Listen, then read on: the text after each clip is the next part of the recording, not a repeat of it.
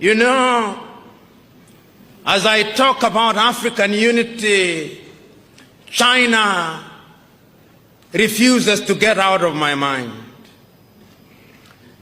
And I hope I'm wrong. But the Chinese know that we are disunited. And they know that in our disunited state we can be manipulated. And they are in the process of manipulating us.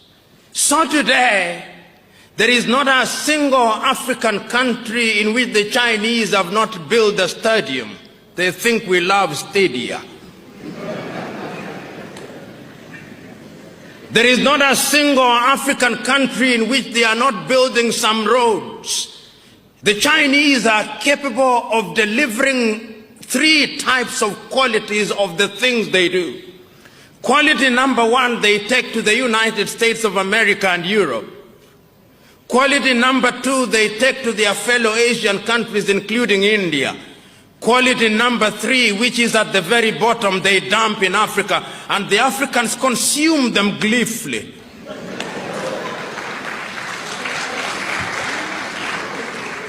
And it's because of our disunity, we are incapable of speaking with one voice. You know, many times when I look at Ghana, the Ghanaian president, whom I respect, is invited to Beijing to negotiate with Beijing, as indeed the Kenyan president would be, and the Burundi president, to negotiate with Beijing on a bilateral basis. And when they invite African leaders, they humor them, complete with guards of honor and 21 gun salutes, so that they think that they are equal. But the Ghanaian economy's GDP is possibly 1/3 of the GDP of the city of Beijing. The Burundian economy is only $2 billion United States dollars, which is the same amount that an American professional boxer earns in 1 year. The economy of Benin is smaller than Coca-Cola's advertising budget for 1 year. In other words, African economies are Mickey Mouse economies which cannot compete. And because we are disunited, we are incapable of moving as one unit. The European Union wants to have what they call bilateral negotiations with Benin. The European Union's combined economy, perhaps the largest market in the world today, is something in the neighborhood of 14 trillion United States dollars if you combine the European Union economy, and you have bilateral negotiations with Benin.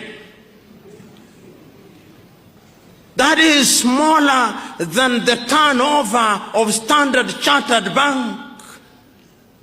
In other words, the president of Standard Chartered Bank could very well be the one negotiating with the president of Benin, if we were to be realistic.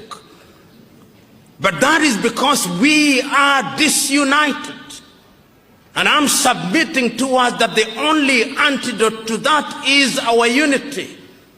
I know, as I said yesterday, that there are already efforts to move Africa in the direction of unity at the economic front, but the suspicions in Africa are too great. The African politician is perhaps, with due respect to them, Africa's curse.